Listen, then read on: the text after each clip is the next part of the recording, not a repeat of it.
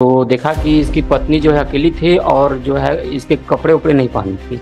हाँ। और एक लड़का जो है उस रूम से बाहर निकला। हाँ। गांव का ही था। 302 नहीं बनेगा, आपकी बात मान भी लेते हैं तो क्या बनेगा? इन सडन प्रोवोकेशन है वाला केस नहीं है। अगर सडन प्रोवोकेशन होता, आप एक बार दो बार मारते उसमें मर जाती तो सडन प्रोवोकेशन होता है। और 12 इंजुरी एक डंडी से तो मारने से आएगा नहीं, तो ये तो 302 का फिट केस है। सडन प्रोवोकेशन में भी होता। Statement of the Sita means lordship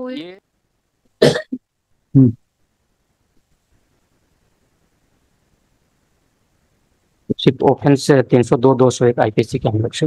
yes. Date of incident में लॉर्डशिप 17/6/2023 एट नाइट 1:30 बजे की है। किसको मारे हो? वाइफ को? जी हाँ।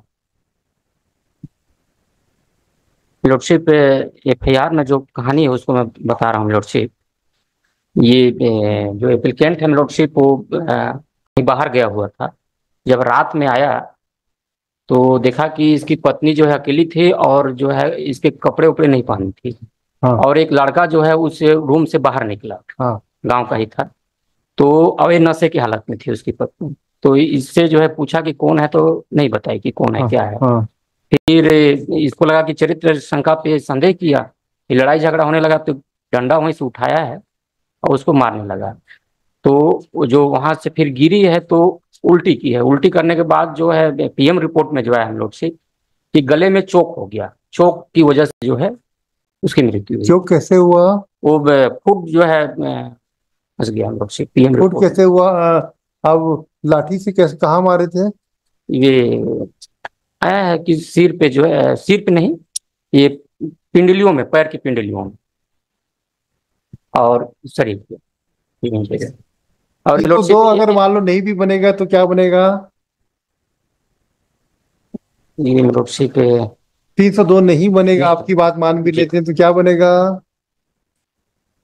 304 पार्ट 1 पार्ट 2 पार्ट 1 बनना चाहिए। दिखाना 304, क्योंकि आप गुस्से में आके देखिए, उतावले पर में नहीं है। जी इन सडन प्रोवोकेशन है वाला केस नहीं है। अगर सडन प्रोवोकेशन होता, आप एक बार दो बार मारते उसमें मर जाती तो सडन प्रोवोकेशन होता है।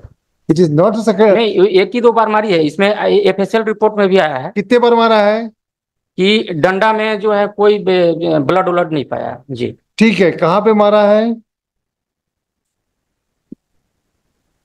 Lordship as per the PM report lordship injury lordship 12 injury है बॉडी में। 12 इंजुरी है। 12 इंजुरी है लॉर्डशिप। और 12 इंजुरी एक डंडी से तो मारने से आएगा नहीं, तो ये तो 302 का फिट केस है। सडन प्रोवोकेशन में भी होता। Statement of the Sita means lordship sister of the accused, वो बगल में ही रहती, पड़ोसी है। और उन्होंने रात में 1:30 बजे रात में वो घर आ गई थी और वो देखी भी है और अपने भाई को मना भी करी है करने के लिए। बट वो उतना टाइम कंटिन्यू मार दे रहा है lordship. And the other statement of the also lordship, जो लड़का जिसका बताया जा रहा है अविनाश, उसका भी स्टेटमेंट है लॉर्डशिप। वो फ्रेंड है डिजीज के सन का।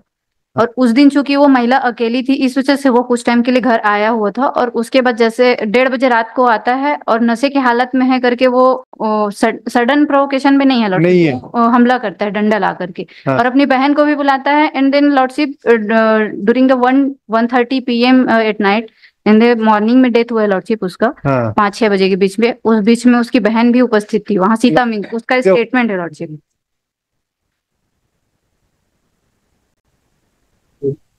स्टेटमेंट ऑफ दी सीता में उसकी बेटी अपने दादा दादी के घर गंगापुर गई थी। मेरा भाई रात करीबन 1:30 बजे बरौखी खाकर घर वापस अकेले आया तो अपनी पत्नी को मारपीट कर रहा था। आवाज सुनकर उसके घर पहुंची कि मेरा भाई अपनी पत्नी आसना को बांस के सूखा डंडा से मारपीट कर रहा था। उसकी पत्नी शराब के नशे में थी, उसके शरीर पर कपड़ा ठीक से नहीं था, उसका शरीर दिख रहा था। तब मैं मेरे भाई को बोली कि क्यों मार रहे हो। बताया कि घर में एक लड़का था, मेरे को देखकर निकल गया। मुझे इसके चाल चलन चरित्र पे शंका है। आज जान से मारकर खत्म कर दूंगा, हत्या करूंगा, न रहेगी न गलत काम करेगी। जिसमें पिंडली, जांग, छाती में मारता कंटिन्यू। ट्रायल चालू हो गया जी, ट्रायल चालू हो गया।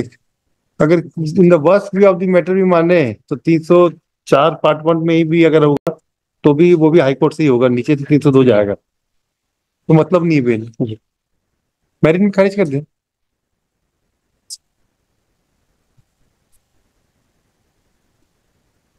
Trial expert. फिर मेरिट में करें कि नहीं करें? मेरिट में करें।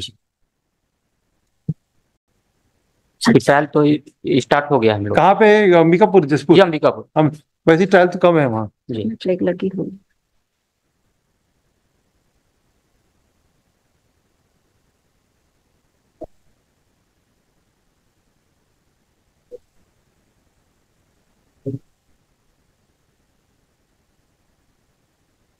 The applicant has been arrested in connection with the crime number 392 registered by the police station of Ambikapur, district Sarguja, bearing crime number 392/2023 for commission of offence under section 302 of the IPC.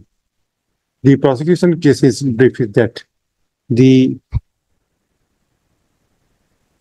Merg bearing crime Merg number 69/2023 under section 174 IPC was registered for the deceased Asna Khuzur, wife of the present applicant, and the post-mortem was conducted. Thereafter, the query report was sought, and after usual investigation, FIR after the Merg investigation, the FIR has been registered, and where the statement of the witnesses were also recorded.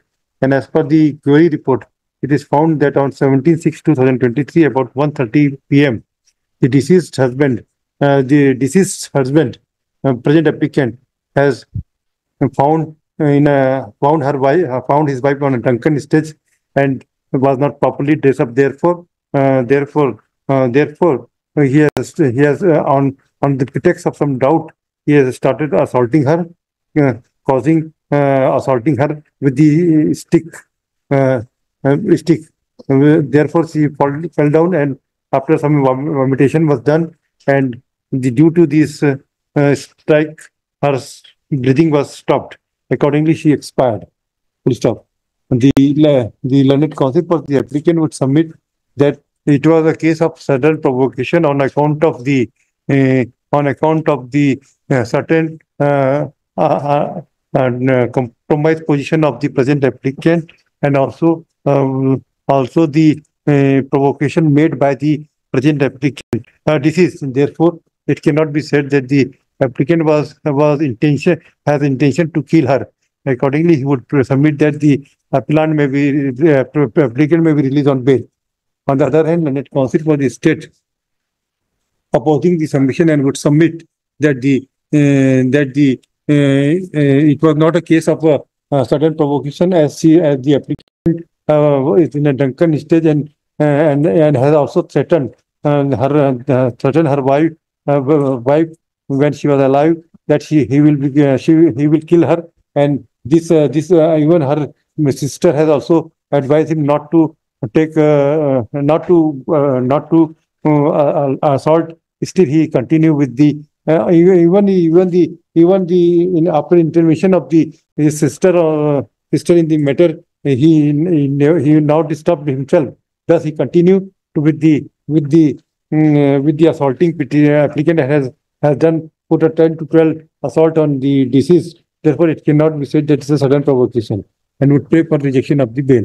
I have heard learned counsel for the parties considering the statement and considering the statement of the witnesses recorded by the police, and also considering the manner in which the applicant has assaulted the I am of the view this is not a fit case where the applicant should be released on bail.